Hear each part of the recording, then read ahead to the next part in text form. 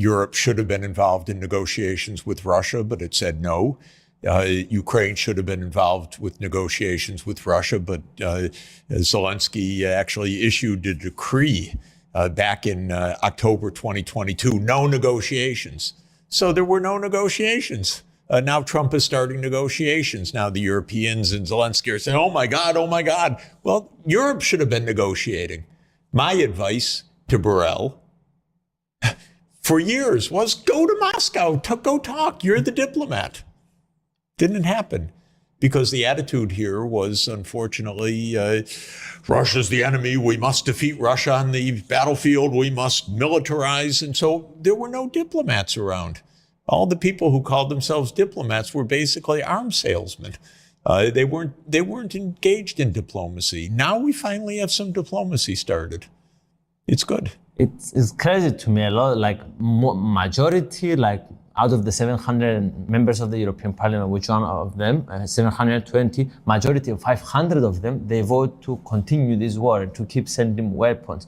So it's no wonder that they don't want us into negotiation. And I heard let me mention a secret to the members of Parliament. If the United States stops, the war is going to stop. The United States has provided the arms, the financing for the armaments, the logistics. The Europeans can talk about continuing the war. I think it's a tragedy if they do, but it's not going to happen, actually. The war will end.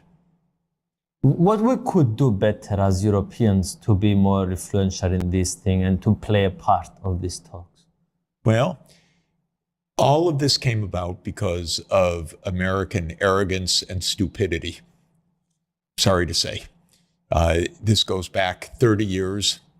I hope some people here understand that. This is not something that Putin started, although that's everybody's line. But if someone actually knows some history, and I do go back with advising Ukraine and Russia and the Soviet Union before that, so I've been involved personally in these issues since 1989. This is U.S. arrogance that goes back to 1992 when the Americans said, we run the world, we're the unipolar, sole, indispensable nation of the world, sole superpower. And then in 1994, Bill Clinton said, okay, we'll expand NATO and it'll just keep going eastward.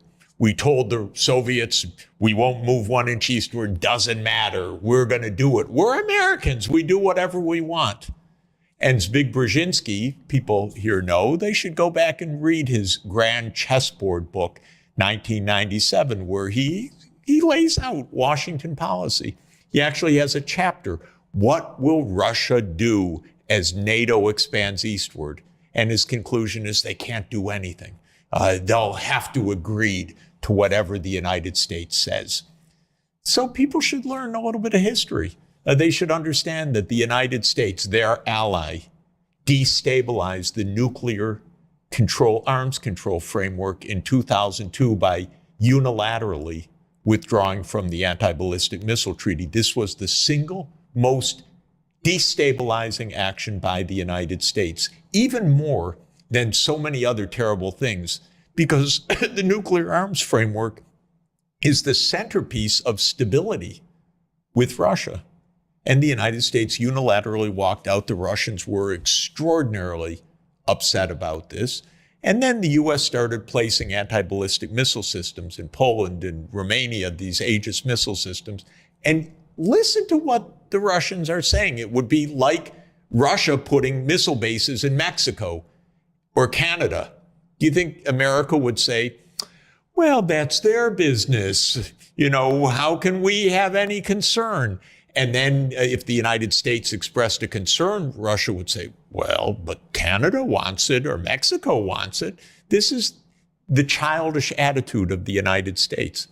Then in 2014, the United States participated in a violent coup that overthrew the Ukrainian government. And within a nanosecond of that violent coup, the U.S. said, we recognize that new government. And then came the Minsk Agreement. And the Minsk II agreement was backed by the UN Security Council. And what did Ukraine and the United States decide behind the scenes? We don't have to take that seriously.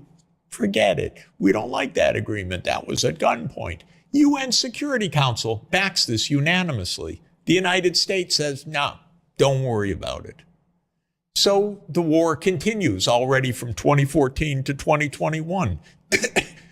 Tremendous shelling and deaths in the Donbas region.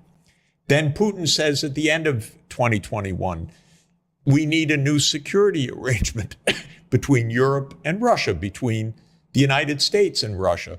Europe, of course, doesn't act at all because it has no foreign policy other than obeying the United States. The United States tells Putin, no, we don't negotiate over that. Big surprise that the war escalates, huh? And then in March 2022, the Russians and Ukrainians say, okay, we can settle this on the basis of Ukrainian neutrality. So what happens? We know what happens. We know from insiders what happened. The United States and Britain told Ukraine, don't sign that agreement. Fight on. This is even the words of one of the biggest bumbling idiots of our modern statesmanship, Boris Johnson, who says Western hegemony depends on this. Are you kidding? Yeah, good. Okay, so negotiations stop. Ukraine leaves the negotiating table. Probably 1 million Ukrainians are dead or gravely wounded since that moment. Zelensky issues a decree because he rules by martial law. We say it's a democracy. He rules by martial law. And by martial law, he issues a decree. No negotiations with Russia. How clever. What about Europe's negotiators? Well, I'm sorry, but Mr. Borrell was not negotiating with Russia. He was warmongering. We're blackmailing. Annalisa Baerbock, foreign minister of Germany. A word of peace? No, we will never negotiate until this moment. Okay, so finally negotiations are started. Maybe Ukraine will be saved by all of this. But the issue here is there's a history to this. If people really think that this started on February 22nd, 2022, my God, they could learn a little bit, that there's a little bit of background to this. They could understand what the U.S. is. They could understand what it means for my country, the United States, to have been engaged in 100 regime change operations since the end of World War II. 100. These are documented. This is, you destabilize regimes, you make coups. This is the game. They might even read the New York Times, which once in a while tells the truth, like the story about the CIA operations all across Ukraine aimed at destabilizing Russia. Is this how we behave as grown-ups in this world? Come on, this is so dangerous.